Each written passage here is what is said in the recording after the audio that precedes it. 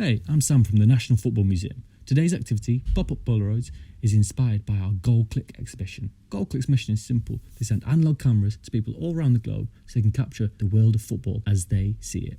Today's picture is by Sam Lewis, who's a midfielder for the USA. In terms of materials, you barely need anything to get this one off the ground.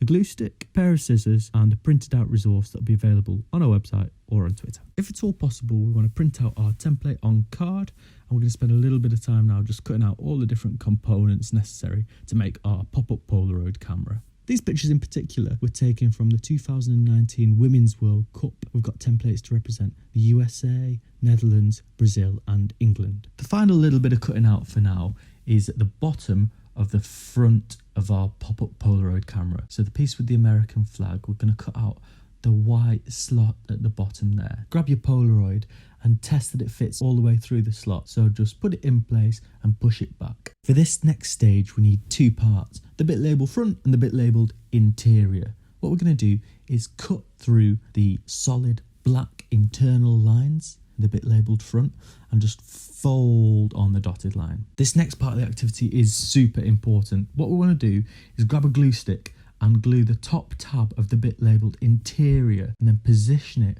on the inside of the part labelled front. Once it's in position, you can press it down and secure it properly.